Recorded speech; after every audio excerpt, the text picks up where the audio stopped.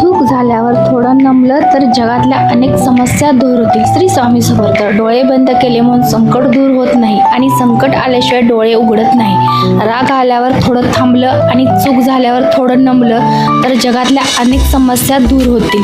तर चला, बरेचसे समस्याचे निवारण आजच्या आपल्या व्हिडिओमार्फत होणार आहे. सर्वात प्रथम श्री स्वामी समर्थ. जय जय स्वामी समर्थ.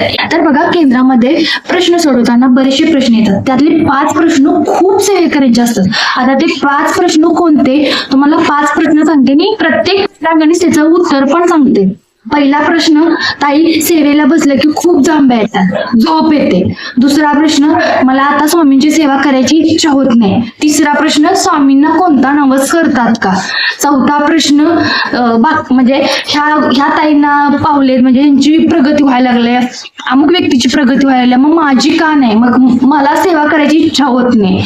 आणि 5वा प्रश्न, की स्वामी सेवेत अशी कोणती सेवा द्या की जेणेकरून माझी लगेच उन्नती झाली पाहिजे. हे प्रश्न केंद्रात प्रश्नावलीमध्ये यायला लागले.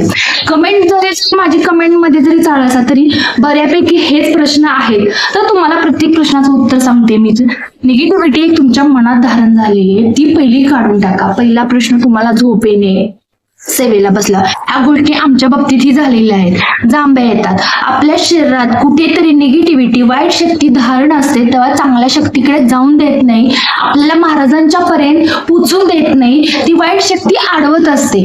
मी मागं सांगितलंय, कुठलीही तुम्ही पूजन करत असताना तुम्हाला जर वाईट मनात विचार यायला लागला तर तुम्ही थोडा वेळ तिथं थांबा थोडा वेळ, बाहेरून या, जरा मोकळा श्वास घ्या. असं काही नाही की ते जाग्यावर झालं पाहिजे, वेळ झाला पाहिजे. हा, नोकरी करणाऱ्या लोकांचा हा प्रश्न असतोय, तर तुम्ही त्यावेळेस स्टॉप घ्या. संध्याकाळी घरी आल्यानंतर तुमचं काम वगैरे झाल्यानंतर अर्धा तास वेळ देऊ शकताय ना, अर्धा तास 20 मिनिटं पण देऊ शकताय. प्रश्न आहे काय सेवेचा, किती करताय, कशी करताय, जुना नवा ह्यात काही नाही. कुणी मी रू पण नका, मी 10 वर्ष आधी सेवा करते, मी 40 वर्ष आधी सेवा, 10 वर्ष 40 वर्ष सेवा करतोय, ह्याला महत्व देत नाहीत महाराज. अगदी काल परवा जरी सेवेकरी सेवा करत असाल, आज तो त्या सेवेकरीची सेवा करण्याची भावना शक्ती, त्याची सेवा करण्याची पद्धत जर ती महाराजांना आवडत असेल तर प्रश्नच नसतो. म्हणून कधी 4 लोकात मिरवायचं नाही. तुम्ही सारा अमृत जर पठण केलं असेल तर तुम्हाला माहित आहे, कधीही मिरवू नये मी स्वामी सेवेकरी आहे म्हणून 4 लोकात, तर त्या सेवेचा काही उपयोग होत नाही. सारा अमृत तुम्हाला कळत असेल तर प्रत्येक गोष्टीचा उल्लेख निघेल. तर तुम्हाला जांभे येत असेल तर तुम्ही तिथं थोडा वेळ थांबा, हाताचं घर्षण करा, वाटलं तर भाद्या वेळेतला 2 मिनिटाचा डोळ्यावर हात ठेवा आणि स्वामींनाच विनंती करा, महाराज असं नका करू, मला सेवेकडे तुमच्या खेचा, वाईट शक्ती माझ्यातील बाजूला काढा. बघा, आज नाही महाराजांनी काढली, उद्या नाही काढली, 7-8 दिवसात महाराज ते कमी करून पूर्ण कमी करतात. मिळालं तुमच्या प्रश्नाचं उत्तर. पण तुम्ही सेवा थांबवायची नाही. प्रश्नावलीमध्ये सुद्धा मी हेच उत्तर देते, सेवा थांबवायची नाही.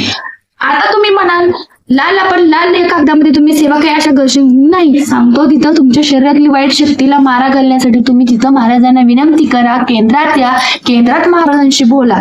मनातलं बोलणं फक्त महाराजांच्या शिवाय कुणाशीही बोलायचं नाही. कधी कोण त्याचा खेळ करेल, हसू करेल सांगता येत नाही. म्हणून तुम्हाला काही बोलायचं असेल ती स्वामी समर्थ महाराजांच्या जवळ बोला, महाराज ऐकतात, महाराज प्रश्न सोडवतात.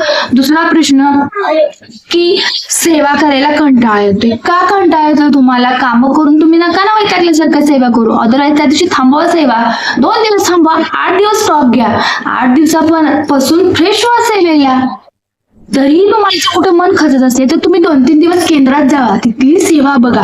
तुमचं मन ऑटोमॅटिक खेचते त्या सेवेकडे, महाराज स्वतः खेचले तुमच्याकडे वळले जातील. पण तुम्ही तो प्रश्न तुमच्यात होत नाही, म्हणून तुम्हाला तो कंटाळा येतो. तो तुम्ही जर सोडवला तर निश्चितच तुमचा कंटाळा जाईल आणि स्वामी मार्गेच्या सेवेकडे तुम्ही खेचला जाईल. तिसरी गोष्ट, स्वामींना नवस करणारा देवच नाहीये महाराज तुमच्या माझ्यासारखे सामान्य माणूस आहेत, महाराज आहेत, ते नवस करायची गरज लागत नाही. बऱ्याच कमेंटद्वारे बऱ्याच केंद्रात वेळा विचारला जाणारा प्रश्न, की ताई स्वामींना नवस कोणता करावा की त्या नवसाने माझ्या सुनेला, माझ्या मुलेला, माझ्या मुलाचं, माझ्या नवऱ्याची, माझ्या मुलाची दारू सुटेल. स्वामींना नवसाची गरज लागत नाही. स्वामी भुकेलेले सेवेचे, सेवा करा, भरपूर करा. आम्ही ज्या काही लिहून देतो त्या सेवा तुम्ही पूर्ण मनापासून करा. त्या सेवा तुम्हाला प्रचलित होणार आहे, त्या सेवा प्राप्ती होणार आहे आणि त्या सेवेतूनच तुम्हाला त्याची फलश्रुती मिळून जाणार आहे. म्हणून तुम्ही फक्त ते कागद घरी घेऊन देवघरात नेऊन ठेवू नका. त्यात काही तुम्हाला कुठं जाऊन यंत्र आणा, मंत्र आणा, तंत्र आणा असं सांगितलेलं नसते, किंवा बोकड द्या, कोंबडं द्या असं पण सांगितलेलं नसतं, किंवा अमुक ठिकाणी या 50,000ची शांती घालायची, नाग काल सर्पयोग आहे, याव आहे त्याव आहे, ह्या गोष्टीचे तुम्हाला अभिषेक घालायचे, शांती करायचे, बिलकुल नाही. काही खर्च नाही आपल्या ह्याच्यात. फक्त लिहून देतो सेवा, त्या घरात करण्यासारख्या असतात त्या करा. आणि ह्या तुमच्या प्रश्नाचं उत्तर तुम्हाला मिळालं असेल, तुमचा प्रश्न इथं सुटला जातो. नंतर काय प्रश्न आहे चौथा, की तुम्ही म्हणजे सेवा करतो, ह्या ताईला त्या ताईला तिला रिझल्ट मिळतोय पण मला काम येत नाही. त्या ताईचं कर्म चांगलं असतं, तुम्हाला मागच्या जन्माचं कर्म माहित नाही. जन्माला येताना आपण मोकळं येत नाही. पहिली गोष्ट, जन्माला येताना मागच्या जन्माचे कर्माचे भोग घेऊन येतो आणि जाताना जर पुण्य केले असेल तर पुण्य घेऊन जातो. लक्षात ठेवा. तुम्ही प्रत्येक जण म्हणत असता येताना मोकळं यायचंय, जाताना मोकळं जायचंय. येताना कर्माचे भोग, जाताना जर स्वामी समर्थ महाराजांची सेवा केली तर पुण्य, नाहीतर पापच घेऊन जायचंय. ह्या दोन गोष्टी लक्षात ठेवायच्या. तर त्या ताईचं मागच्या जन्माचं पुण्य असेल, काहीतरी तिचं कर्म या जन्माचं पण चांगलं असेल तर तिला महाराज भावतात. तसं आपल्या मनातली पॉझिटिव्हिटी ते झाली पाहिजे ना तयार सेवेला. तुम्ही तितका वेळ काढला पाहिजे, महाराजांची तितका वेळ सेवा केली पाहिजे. गुरुचरित्राचं पठण तुम्ही सामुदायिक मध्ये सहभाग घेऊन केलं पाहिजे, अदरवाईज घरी केलं पाहिजे. सारामृत क्रमशः अध्याय वाचलं पाहिजे, सारामृतचं पठण केलं पाहिजे, 11 माळी जप वारंवार केलं पाहिजे. अदरवाईज 11 माळीच कशाला, जास्त झाल्या म्हणून काय बिघडते का? न मोजमाप करता सेवा करा, त्या सेवेची फलश्रुती मिळून जाते. म्हणून या ताईला आणि त्या ताईला पटकन रिझल्ट येतो. लक्षात येते. म्हणून तुम्हाला कमी येत असेल. दुसरी गोष्ट, तुम्ही जर त्यांच्यापेक्षाही जास्त येत असाल आणि तुम्ही जरी स्वतः आता माणूस म्हणून चांगला असाल तर लक्षात ठेवायचं, मागच्या जन्माचं काहीतरी वाईट कर्म आहेत ते फिटेपर्यंत महाराज आपल्याला आपल्या आताच्या चांगल्या कर्माचं फलश्रुती देत नाही. ती वेळ बघूनच देणार. हे बघ त्या वाया जाणार नाही, सेवा काही नाही. त्यामुळे त्यानं त्या विचार करण्यापेक्षा तुम्ही तुमची सेवा आहे ना त्यात कशी वाढ होईल, अजून तुम्ही महाराजांच्या पर्यंत जवळ कसं जाल आणि ह्यातून तुम्हाला महाराज त्यांच्यापेक्षा दान दुपटीने कसे बरकत देतील हे बघा. फक्त इथं ही करा, कंपॅरिझन करा की मी तिच्यापेक्षा जास्त अध्याय वाचते. बघा इथं नाही, इथं कपटी भावना नाही. या सेवेला कपटी भावना म्हणत नाही. तुम्ही मनात जर आनंदाची भावना ठेवून जर म्हटलं ना मला तिच्यापेक्षा अजून पारायण करायचे, मला तिच्यापेक्षा अजून चांगलं करायचं, वाईट भावने नाही पण चांगल्या भावने, निश्चित महाराज ऐकले जातात आणि महाराज करून घेतात. फरक असतो आपल्या भावनेचा, आपल्या विचार करण्याच्या पद्धतीचा आणि आपल्या बोलण्याचा. थोडा दृष्टांत उदाहरण ना 100% फलश्रुती तुम्हाला आहे त्या ताईसाठी. मग आपल्याला प्रचिती येत राहते. आपली भावना शक्ती चांगली असली, मन आपलं शुद्ध असलं, पवित्र असलं, एखाद्या विषयी कोणती कपट भावना नसली तर महाराज खूप लवकर पावतात, खूप लवकर प्रचिती देतात. सगळ्या गोष्टी आपल्या जवळ येतात. पण जवळ आलेल्या असतात तोपर्यंत आपण झिडकारून टाकतो कुठल्या तरी कृत्यानं. ते फक्त करायचं टाळा. 100% तुम्हाला रिझल्ट मिळणार आहे. तुम्ही कुठल्या गोष्टीची तुलना नाही करायची, सेवेशी नाही करायची. मी फक्त मगाशी काय म्हटलं की मी तिच्या बोलण्याचा हेतू बघायचा फक्त, की मला अजून जास्त पारायण करायचंय. मी 7 ताईंना माझ्या 7 केलं ना, मला 11 पारायण करायचे आणि मला महाराज माझ्याकडून करून घेणार. हे माझी भावनाशक्ती ताईच्या रागात नाही होणार, एक प्रेमानं बोलण्याची. पण मला तिच्यापेक्षा 11 तिनं 7 केलं मी 11 करणार, हे भावना आली ना की तुमच्यात कपट भावना आली आणि ती भावनेनंच तुमची सगळी सेवा पाड्यात जाणार आहे. लक्षात ठेवा, सगळ्या गोष्टी सोप्या असतात, साध्या असतात, सरळ असतात आणि कुणालाही पैसे देऊन सेवा विकत घेऊ नका.